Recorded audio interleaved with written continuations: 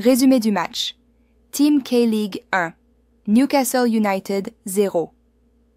Un Newcastle United s'est incliné 1-0 contre la sélection Team K-League au Suwon World Cup Stadium, lors de leur première apparition historiquement en Corée du Sud.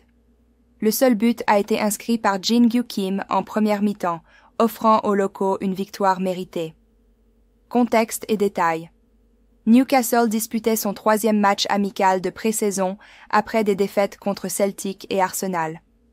Ceci marque une troisième défaite consécutive pour les Magpies pendant leur tournée asiatique. Joe Willock, pilier du milieu, a dû être évacué sur civière en fin de match suite à une possible blessure à la cheville après un contact violent. L'entraîneur Eddie Howe a exprimé son inquiétude, mais reste prudemment optimiste quant à la gravité de l'état du joueur. Parmi les autres difficultés, l'absence du buteur vedette, Alexander Isak, officiellement en raison d'un problème à la cuisse, mais également lié à des rumeurs d'un transfert potentiel à Liverpool, offre estimée à 150 millions de livres sterling.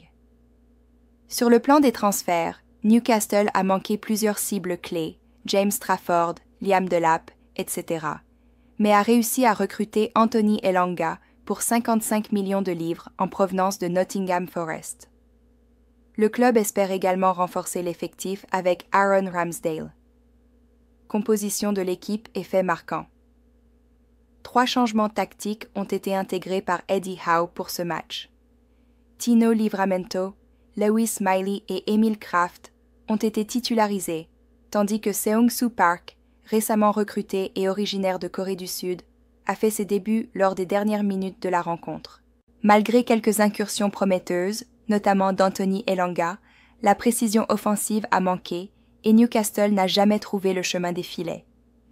En résumé en français, Newcastle a perdu une 3e fois de suite en pré-saison, cette fois-ci face à la Team K-League en Corée du Sud, sur un but de Jin-Gyu Kim. La situation s'est aggravée avec l'évacuation médicale de Joe Willock sur civière. Le club traverse une période délicate, marquée par des échecs sur le marché des transferts, l'indisponibilité d'Isak et des attentes élevées pour renforcer l'attaque malgré l'arrivée d'Elanga.